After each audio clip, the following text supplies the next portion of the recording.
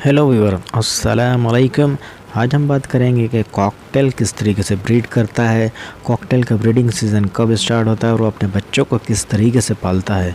तो इस वीडियो को लास्ट तक ज़रूर देखें क्योंकि इसमें मैं आपको कंप्लीट डिटेल से बताऊंगा कि कॉकटेल का ब्रीडिंग सीक्रेट्स क्या हैं। इस वीडियो में मैं आपको उनका ब्रीडिंग फार्मूला, उनका सॉफ्ट फूड और उनकी फ़ीड के बारे में कंप्लीट बताऊँगा। और कॉकटेल में जो सबसे बड़ा इशू आता है वो ये है कि वो अपने बच्चों को नहीं पालते, तो उनके बच्चे को किस तरीके से पलवाना है इनसे, तो इस वीडियो में कंप्लीट आपको जो है ये गाइडलाइन दी जाएगी। तो वीडियो को लास्ट तक ज़रूर देखें और हमारे इस चैनल को ज़रूर सब्सक्राइब कर लें।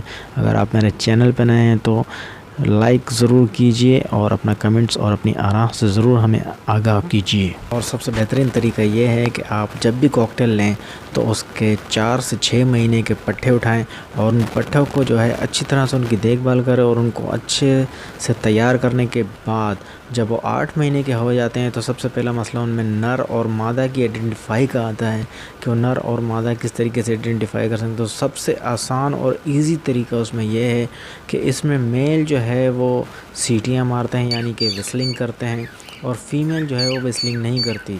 तो इसमें आपको नर और मादा चेक करने की कोई ज़रूरत नहीं होगी क्योंकि डायरेक्टली वो मेल जो है वो विस्लिंग करेगा और फीमेल जो है विस्लिंग नहीं कर सकती।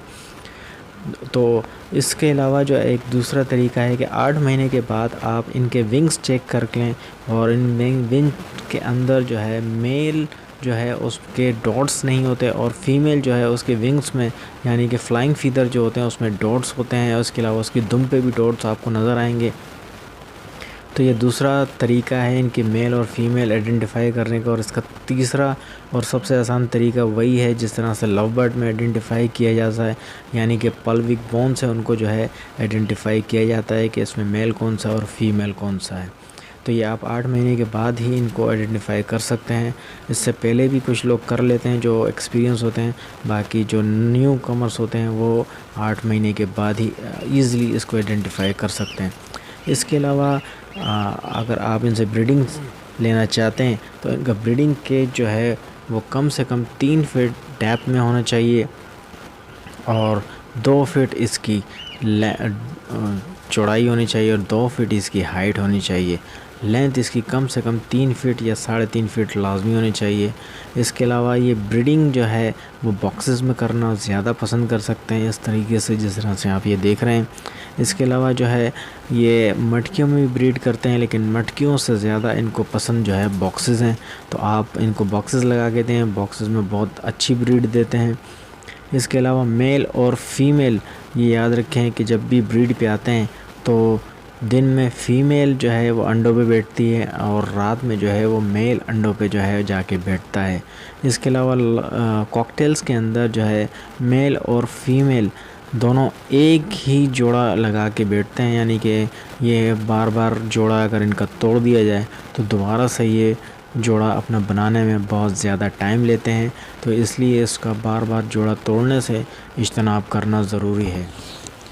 कॉकटेल से ब्रीड लेने का सबसे बेहतरीन टाइम यह है कि कॉकटेल जब 16 महीने के हो जाएं, वैसे तो तकरीबन 18 महीने में इनसे ब्रीड लेनी चाहिए लेकिन 16 महीने के उम्र में इनका पेयर लगा देना चाहिए और बॉक्स जब इनका सेट हो जाए यानी कि इनका पेयर सेट हो जाए तकरीबन 16-17 महीने के बाद इनको बॉक्स दे दें तो तकरीबन ये ब्रीड करने में 1 महीना ले लेंगे।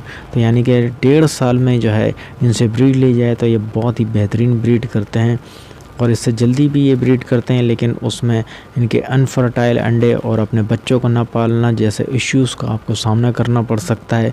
इसलिए आप इनसे ब्रीड लें तो कम से कम इनसे 18 महीने में लें और ये तकरीबन 1 से 6 अंडे देते हैं और इसमें ज़्यादातर अंडे जो है वो मादा इंक्यूबेशन करती है और रात में जो है वो मेल भी इनके साथ बैठ के उसकी इंक्यूबेशन करता है। इस अंडों में से जो है 21 से 23 दिन के बाद बच्चे निकलना स्टार्ट हो जाते हैं और जैसे ही बच्चे निकलना स्टार्ट होते हैं तो फिर आपने उनको सॉफ्ट फूड यानी कि नरम ग़िज़ाएँ देनी होती हैं और वही वो मरहला होता है जो कॉकटेल सबसे ज़्यादा देखता है। अगर आप इनको सॉफ्ट फूड नहीं देते तो ये अपने बच्चों को पालना छोड़ देते हैं और ये दोबारा से बाहर आ जाते हैं और इनके बच्चे इससे मर सकते हैं और काफ़ी तादाद में लोगों को इससे नुकसान भी होता है। तो पहले बात करते हैं कि इनका ब्रीडिंग फार्मूला जो है वो क्या होना चाहिए। तो ब्रीडिंग फार्मूला आपको पता है कि मार्केट में बड़े अच्छे अच्छे ब्रीडिंग फार्मूले जो है वो इनके अवेलेबल हैं। इसके अलावा आप अपनी पॉकेट के हिसाब से किसी भी किस्म का अच्छा ब्रीडिंग फार्मूला इनको इस्तेमाल करा सकते हैं। अगर आप इनसे अच्छी ब्रीड लेना चाहते हैं तो इनको अच्छी ग़िज़ा के साथ साथ कोई अच्छा सा ब्रीडिंग फार्मूला भी लाजमी यूज़ करवाएं, ताकि इनके अंडे ज़्यादा से ज़्यादा फर्टाइल आएँ और इनके अंदर अनफर्टिलिटी का जो इशू आए, कैल्शियम की कमी आए, वो तमाम की तमाम इस ब्रीडिंग फार्मूले की बदौलत जो है वो दूर हो जाए। इसके अलावा जो है आप होममेड फार्मूला भी यूज़ कर सकते हैं। आपको पता है कि एवियन कैप्सूल जो है वो आप फ़िश कैप्सूल के साथ मिला के, जिस तरीके से मैंने आपको पहले भी एक वीडियो में ये तरीका बताया था कि एवियन कैप्सूल को जो है वो इनकी फ़ीड के ऊपर यानी कि बाजरे के ऊपर अच्छी तरह से पॉलिश करके 2 एवियन कैप्सूल और 2 कैप्सूल जो है वो फ़िश कैप्सूल उसको मिक्स करके बाजरे में इनको इनकी फ़ीड में मिक्स करके थोड़ा थोड़ा सा देना है आपने। तो ये भी एक होममेड ब्रीडिंग फार्मूला है। इससे भी इनकी फर्टिलिटी और इनके इश्यूज़ जो हैं वो अंडों की तादाद ज़्यादा होगी और इनकी फर्टिलिटी का इशू जो है वो तकरीबन सॉल्व हो जाएगा। इसके बाद बात करते हैं कि इनका जो है जब चिक्स निकलाएँ तो उनको जो है सॉफ्ट फूड कौन सा देना होता है।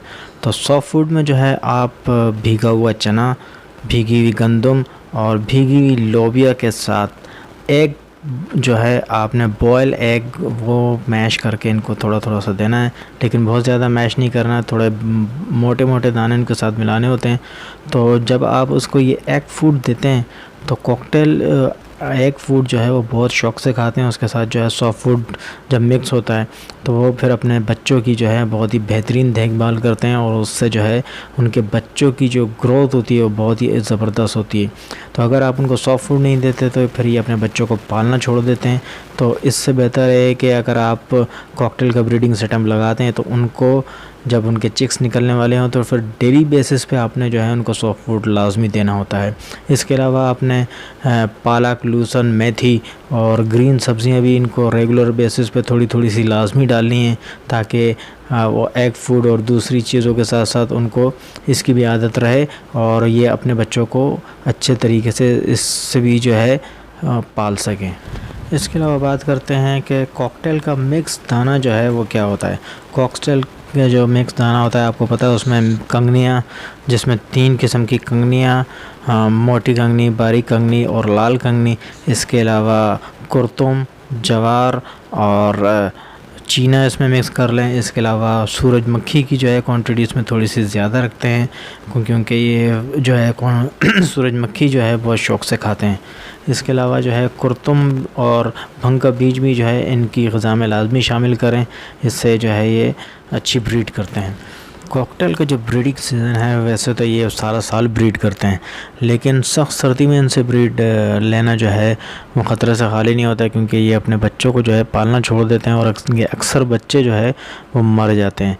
तो जब मौसम थोड़ा सा नॉर्मल हो जाता है तो उसमें ये बेहतरीन ब्रीड करते हैं, और ख़ासकर गर्मी के मौसम में जब थोड़ा सा फरवरी का मौसम आता है तो उसमें तो बहुत ही ज़बरदस्त ब्रीड करते हैं। तो कोशिश करें कि इनसे इसी मौसम में ब्रीड लें जिसमें ये ज़्यादा बेहतर ब्रीड कर सकते हैं।